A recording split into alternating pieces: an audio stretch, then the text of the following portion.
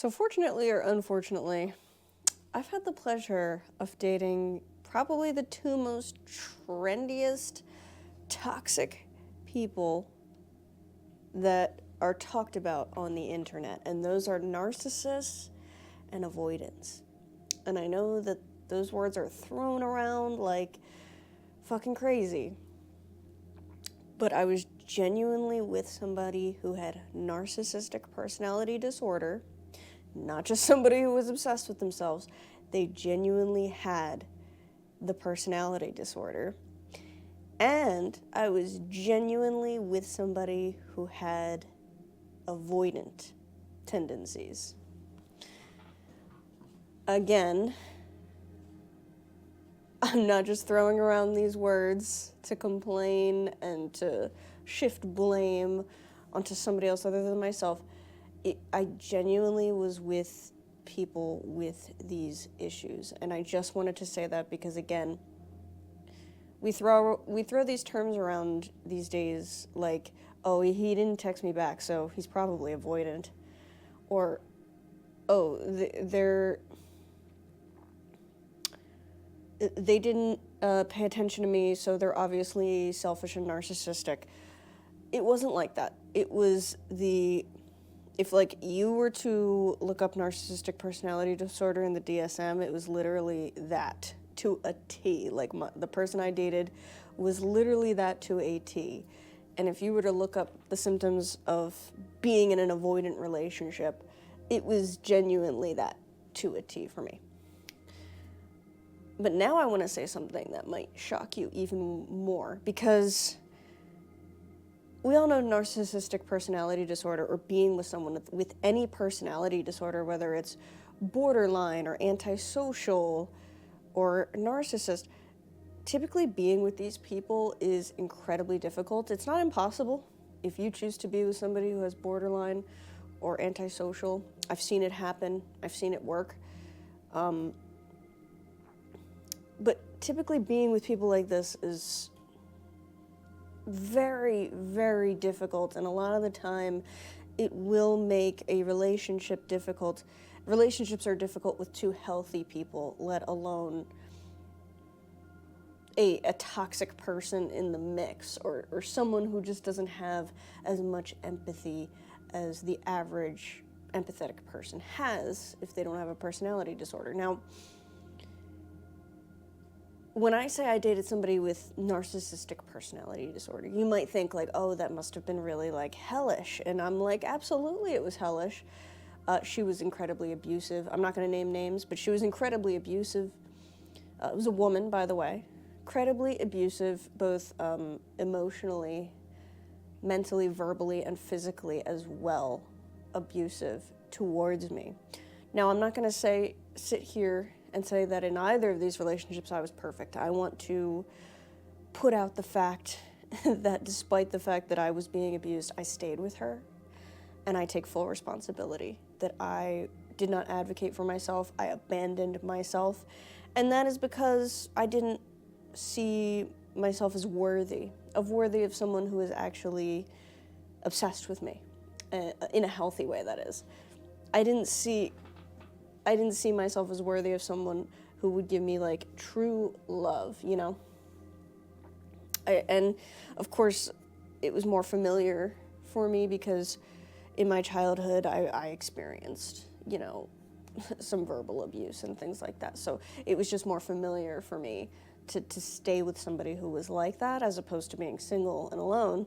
So I chose essentially her over me, because, you know, these days I never, ever would choose somebody like that. And this was probably 6 years ago at this point. So it's a long time ago.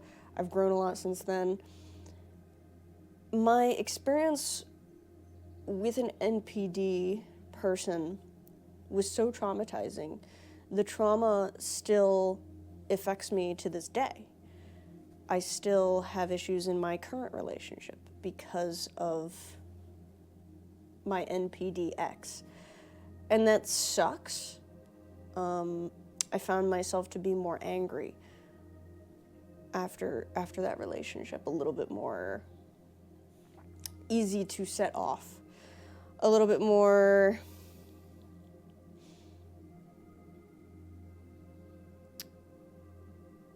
a little bit less confident in my own self.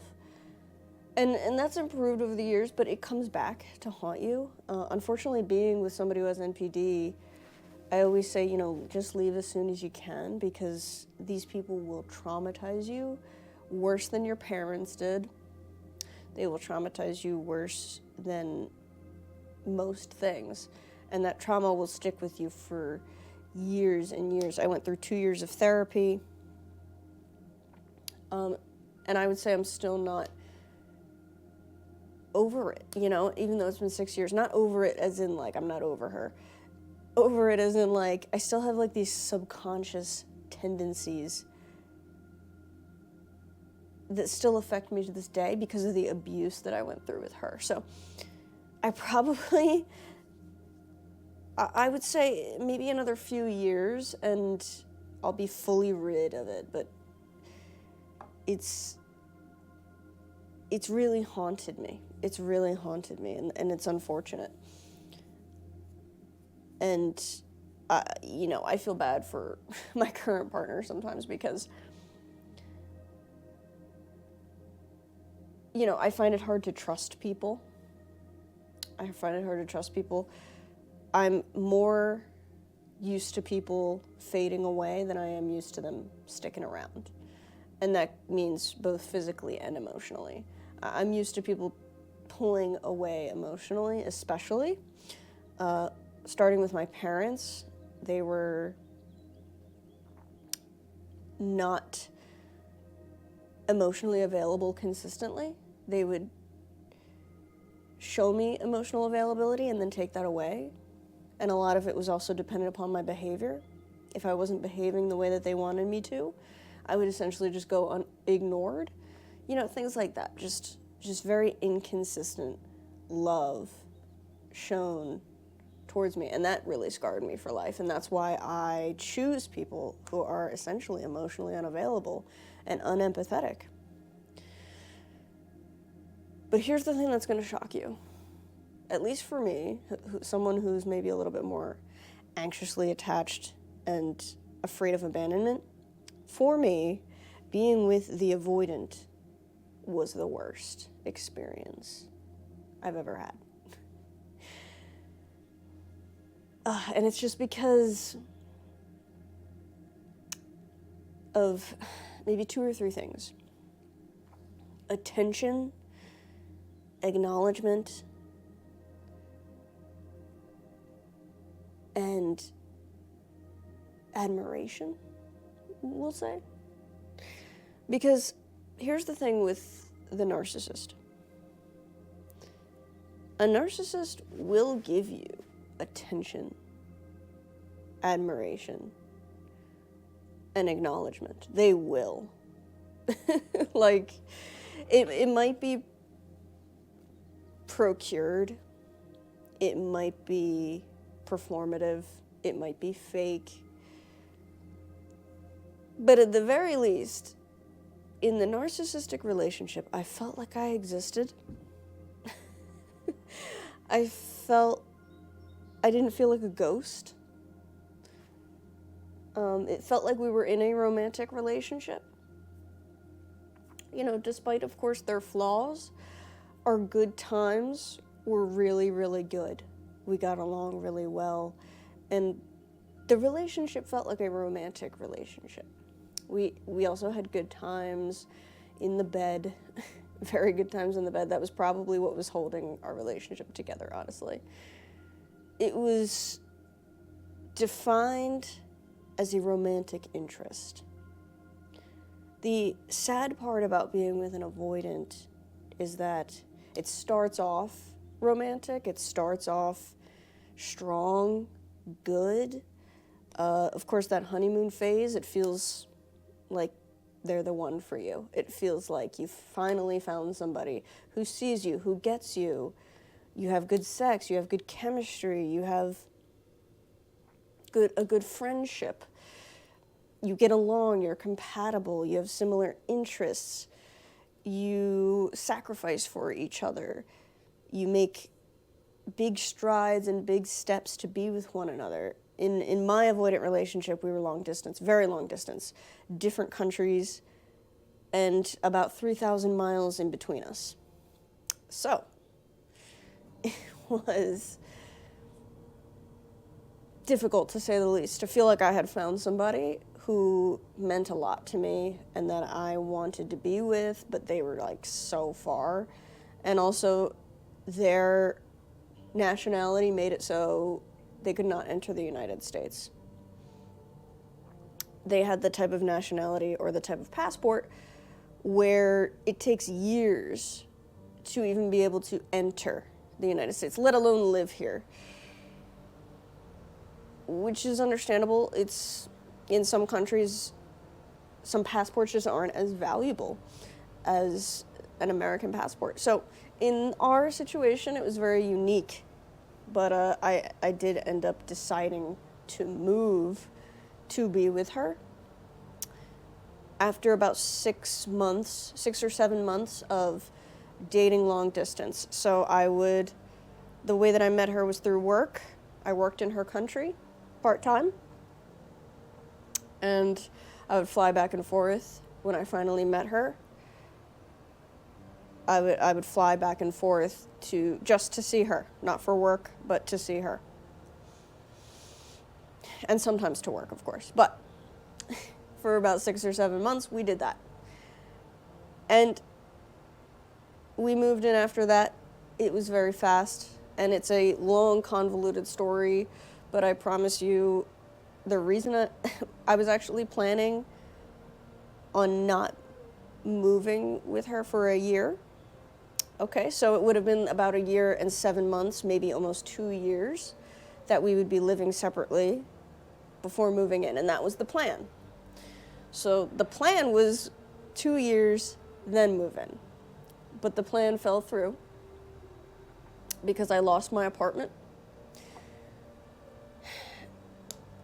My apartment was falling apart, and I needed to get the hell out of there. There was a slew of issues with the apartment. If you want to know, it was a cheap apartment in Philadelphia. If you know, you know. And I'm not going to say anything other than that. It's bad. It's really bad. Do not get a cheap apartment in Philadelphia. So I moved back in with my parents for about a month, and I thought to myself, I have a girlfriend.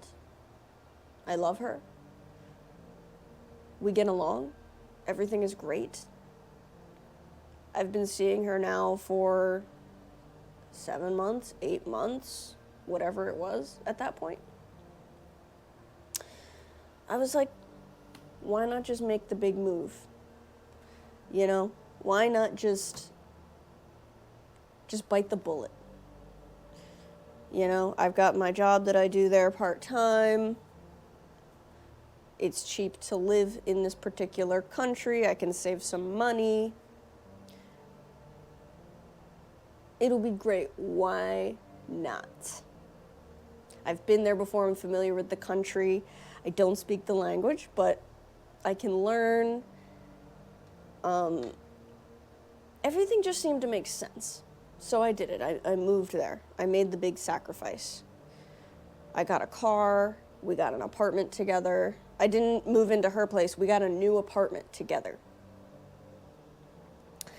And here's where it took a really weird turn for me, because at the time, of course, I didn't know she was an avoidant. I didn't even know avoidants were a thing. This was 2 years ago. I didn't know avoidants were a thing. So I wasn't like anticipating that she would be avoidant. I was anticipating she'd be narcissistic because I had been with a narcissist, and of course I didn't want to be with another one. So I was like anticipating, I hope she's not narcissistic and she's gonna like change up on me. She wasn't. You know, I already recognized red flags of narcissists before I decided to move in with her, and she didn't show any of those signs. So we moved in together, and something very strange happened. And that was that sex disappeared. And if you saw my video prior to this, I really go into depth about how sexless relationships don't work.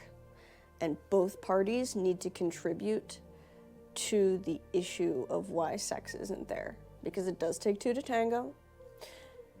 In this situation, real quick, this was kind of the first big red flag. There were other red flags that I might go into a little bit further down into the video, but the first big red flag was that sex disappeared.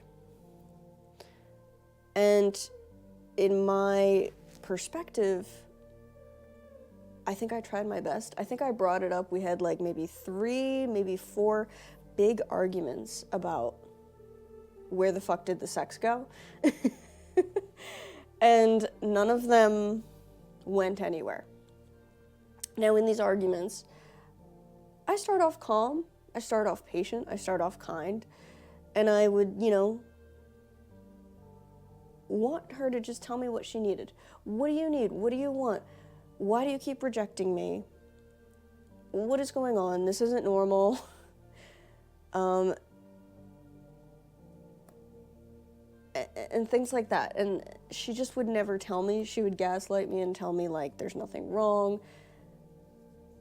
It's normal to not have sex in a relationship.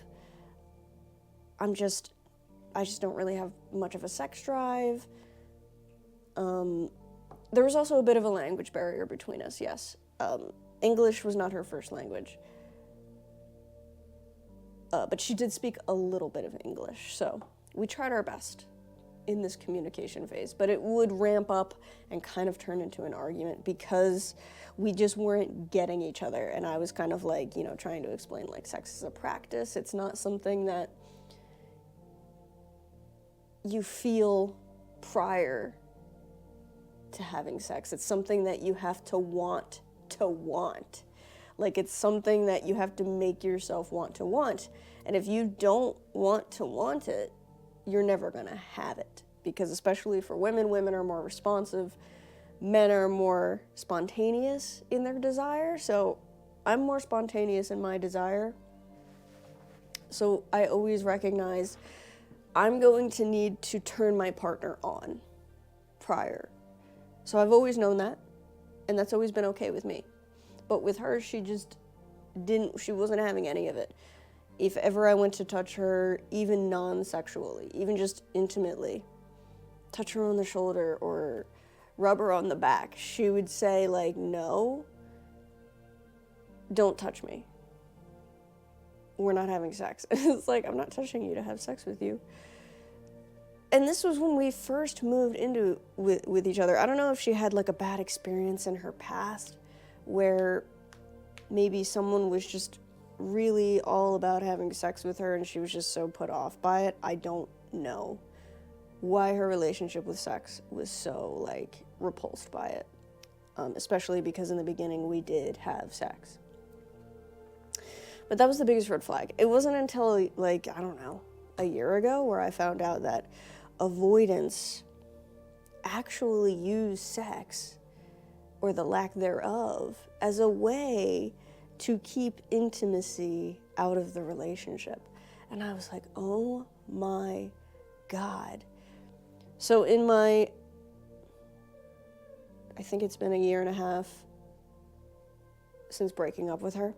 In my year and a half of being single, totally single, no dating, no nothing, and thinking about our relationship, I learned she was avoidant, and I learned that withholding sex, refusing sex, not wanting sex is one of the symptoms of being with an avoidant, that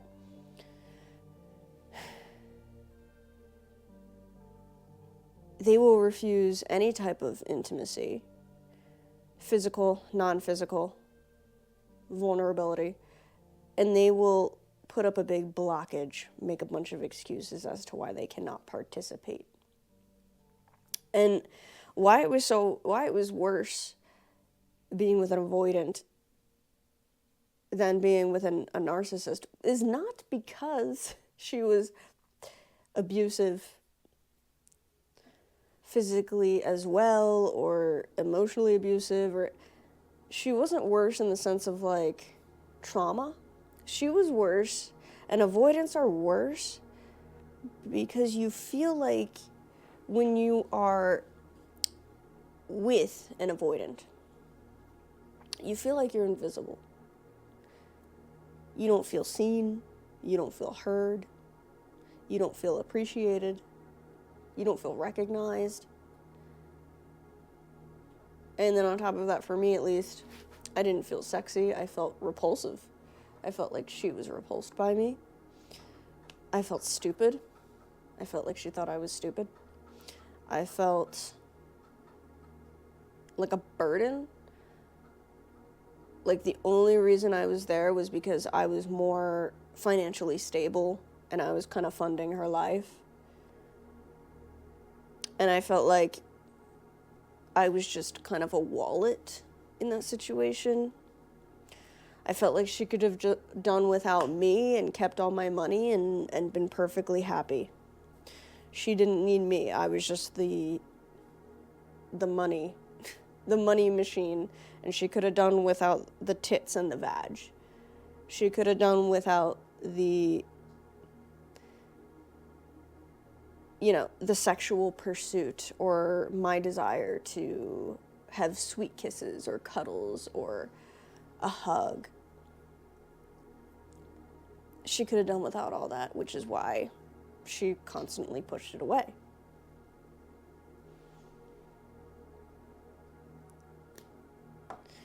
So, being with a narcissist, despite the fact that you're abused and dismissed and gaslit, you still, at some points, you do feel seen, heard, recognized, because they do need you. Narcissists need you. You are their supply. They need your attention, so they give you attention, so you'll give them attention. I'm not saying it wasn't fake or procured or strategized. I'm not saying it was a genuine attention. But with my avoidant ex, that was more like a friendship. A roommate situation. I didn't feel like I was in a relationship. I felt like I had a roommate. And I was like, I've lived alone. I'm not looking for a roommate. Like, if you're not going to be my lover, why am I even here? I don't even like the country that I'm in. Why am I here for someone who I thought was going to be my wife, who doesn't act like my future wife? She acts like she doesn't even fucking like me. With the narcissist, at least I felt like I was liked some of the time. At least I felt like she thought I was cool. Like she wanted me around. With the avoidant, I just felt, I've never felt so disliked in my life than with the avoidant. Now, you might be like, well, why'd you stay? I stayed for 9 months. And the reason I stayed for 9 months was for many, many reasons. My part-time job was there. We had friends. We had like a circle of friends that I didn't want to leave behind. It was cheap. It was affordable. I bought a car there,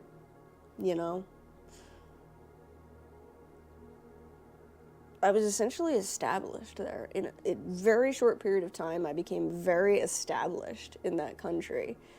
I had created an entire life in that country in such a short period of time that, we had pets as well. Ugh, I didn't want to leave the pets. I had established a full-time life there in such a short period of time. To just up and leave it felt blasphemous. It didn't feel right. It felt wrong. It felt like a waste of money, so much fucking money, a waste of time, so much time. And the relationship wasn't so bad every day where I was like, stressed, like out of my mind. It was peaceful for the most part. So I thought, maybe things will improve. Maybe if I get better, she'll get better. Maybe if I do this, she'll be happier with me. Maybe, I was trying different things. I was trying to have discussions with her. I was working on my career. We were working together. We were making content together. We were doing things together. We were making music, content, art. Like, we had things going together. Like, it wasn't like I was totally invisible, but emotionally more so, I guess, or invisible as a romantic partner. We were definitely good friends. We had a good time. We had good times. We have fantastic memories. Overall, she was a kind person. I didn't have to deal with an asshole. After a narcissistic relationship, you'll just take about anybody at that point because the narcissist is such a mean, miserable person. The first nice, kind person you come into contact with, you're like, oh my God, this is an amazing human being. But no, that's just the bare minimum. Of course your partner should be kind and nice. That is the bare minimum to even enter my life, let alone be my romantic partner. God. But, yeah, ultimately at the end of the day. I mean, I'll put it to you this way. Yeah, we had sex probably less than once a month. And I would say in my 9 months living there, yeah, we had sex maybe 10 times in total. It got to the point where I was like, we had this one friend. We'll call him Jose. And that's not his real name, by the way. And I loved Jose. Jose and I had a really fantastic friendship. We were like friendship soulmates. And I'm not bi, so I'm totally gay. I was not interested in him like that. It was literally just a fantastic friendship. I felt more connected to him than I did to her, even just in a friendship way. We saw him almost every single day. He would come over, we'd hang out, we'd have a beer, we'd play games, we'd go into the pool, he would come on our vacations, he would attend our little house parties that we'd throw. And my ex knew that I liked him, of course. My ex knew that I loved him as a friend. Like, I thought he was fantastic. And she knew that. And I went to her one day and I was like, let me put this into perspective for you. We see Jose more than we have sex. Like, we are hanging out with Jose more than we hang out alone and with each other, which is, I think, that was another one of her avoidant tactics, was, let me bring this guy or this friend over our place so he's here all the time. They worked together, by the way. So she was with him at work. She was with him when she came home from work. Like, he was just always with us, which was great. That's fantastic.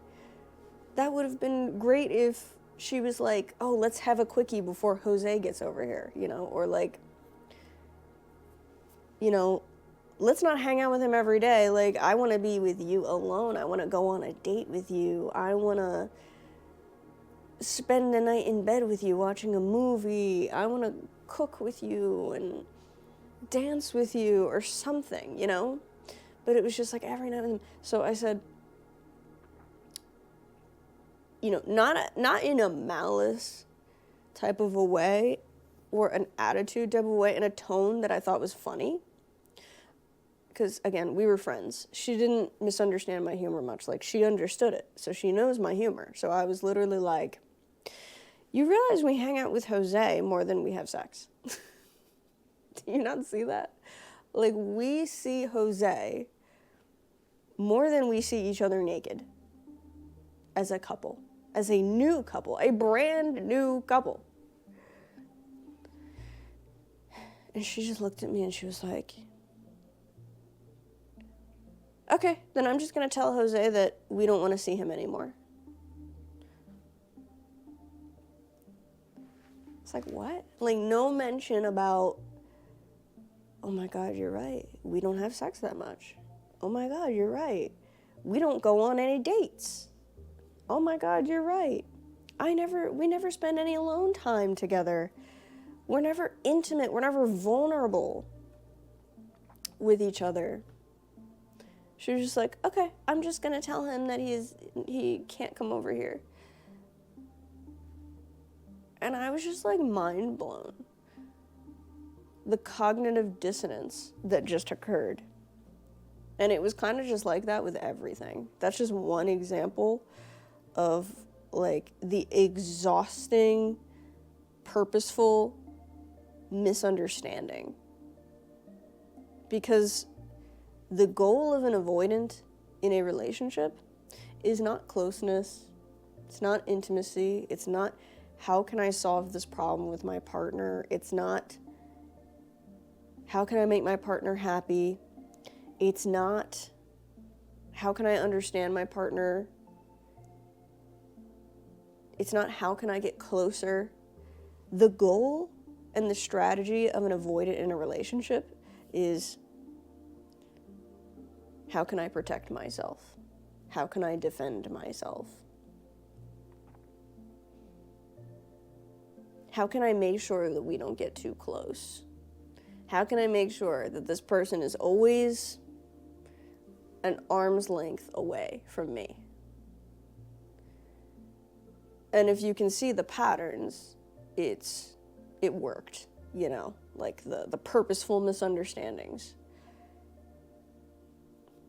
Anything to avoid sex, anything to avoid alone time, anything to avoid kissing and touching me. It got to the point, like, I'm a very normal person when it comes to intimacy, sexual or not sexual. I'm not like super pushy or overbearing or controlling or anything like that.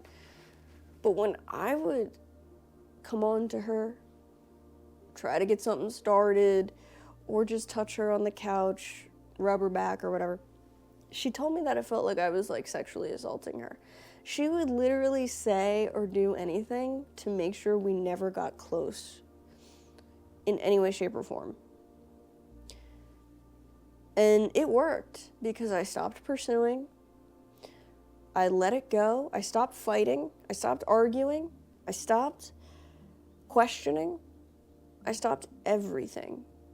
And everything went quiet. So I lived there for a few months. I would say at least 5 months. So about halfway into the living there. I lived those 5 months very peaceful. Now, I was depressed because I was living in a place that I didn't like, and I knew, she didn't know, but I knew that I had given up on the relationship. I might not have even fully known that also. I might have still been thinking to myself, this has potential. But of course, I'm just going to wait it out and see. But subconsciously, I think I did know that it was over, it wasn't going to work. So, 5 months of living there, very peaceful, chill, friend, we're hanging out with our friends, we're partying, we're going to the beaches, we are going on vacations, we're going camping, hiking, we're doing all the cool stuff, we're drinking, eating, going out to eat, going to concerts, going to events, going to bars, you know, we're having such a good time together. And she has no clue, especially in the last 2 or 3 months, that I'm planning my escape. Now, in the last 2 or 3 months, the subconscious became conscious. And I was like, I'm no longer in this relationship, mentally, emotionally, because I have been neglected. Now, if this has been my own country, I would have left her a lot sooner. Absolutely. If so many high stakes things were not riding on it.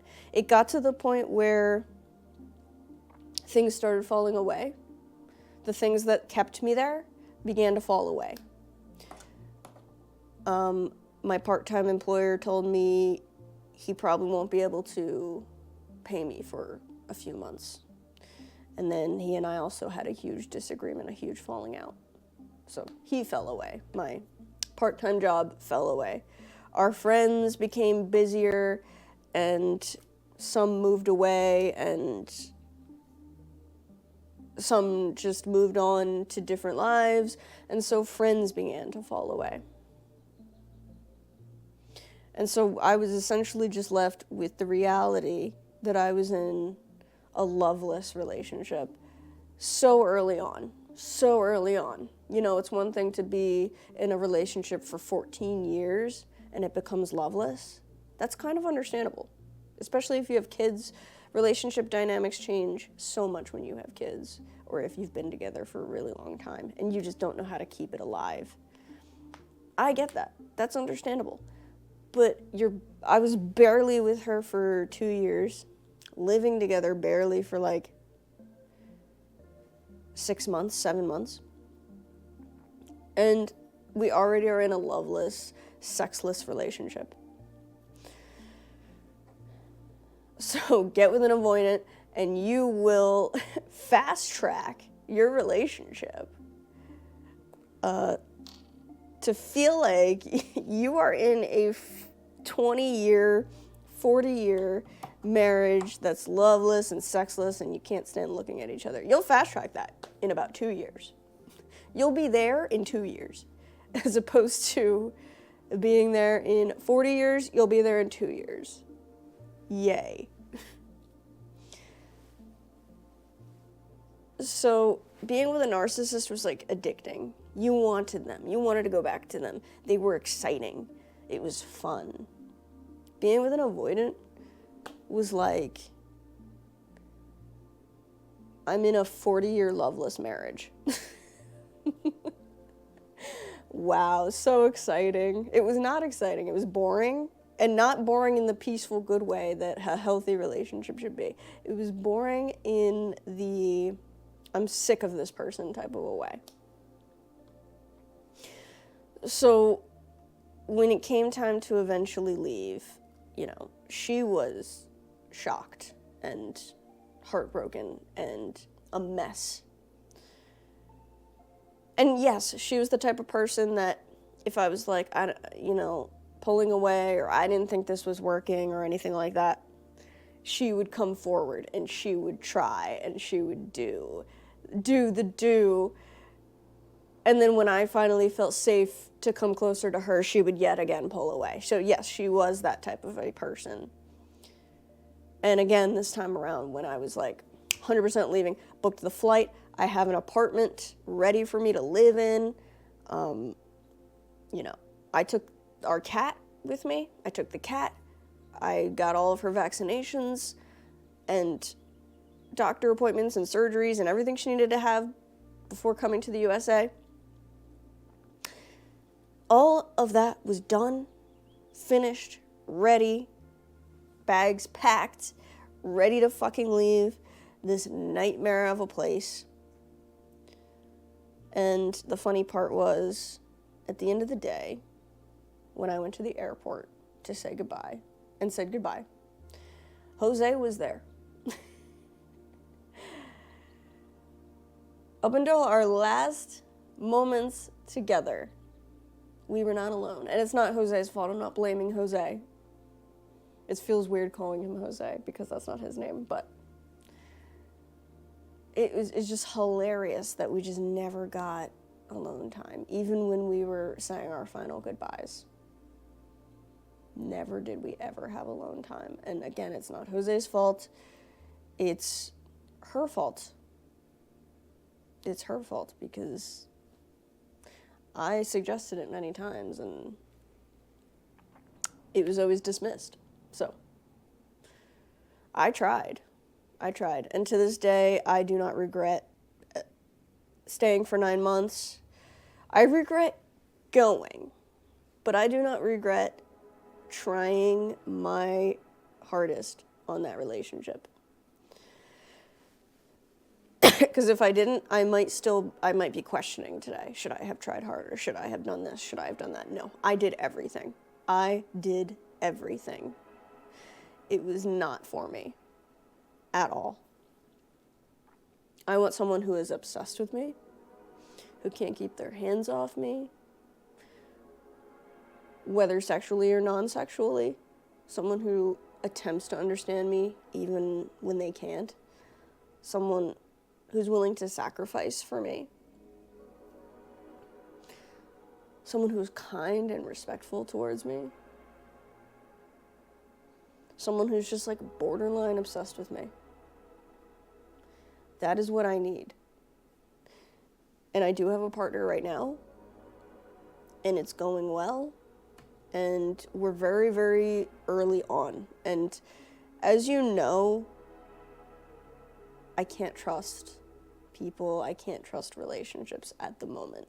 We're so early into the relationship, I can't tell you that all of these things are checked off, because for me, I'm used to all of that being checked off in the beginning and then it goes away. So no, I'm not going to say, I'm like, yes, all these things are good now, but I might come to you with a video 6 months from now and be like, yeah, all of those things went away. I was with another avoidant, I don't know.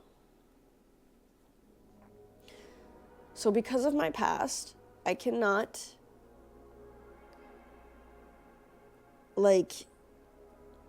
predict if the partner I'm with now, whether it's the partner I'm with now or whether it was somebody else, it doesn't matter. If it was her or if it was somebody else. This early on is too early on, because I don't trust that someone's not just going to pull away in the middle of the honeymoon phase, I just don't trust that, because it's happened so many times. And the narcissist and the avoidant, they both do it in different ways. But the avoidant was worse. It was way worse. And I think the avoidant traumatized me into being less trusting of people because of how hard she pulled away. Like, the narcissist will pull away, but they'll come back. And then they'll pull away, and then they'll come back. The avoidant, they'll pull away, and then they'll kind of come back, but then they'll pull away further, and then they'll kind of come back, and then they'll pull away even further. The avoidant just gets further and further and further until you're thousands of miles away, sitting on the same couch, emotionally. So will that happen again? I don't know. It might. Do I get paranoid and anxious in my relationship still? Absolutely. Absolutely. And I try to take accountability for that and not put that on my current partner. But it is hard. It is very hard because, again, I'm in a long-distance relationship. And my partner is very busy as well. And though she tries her best, sometimes her best is not what I need.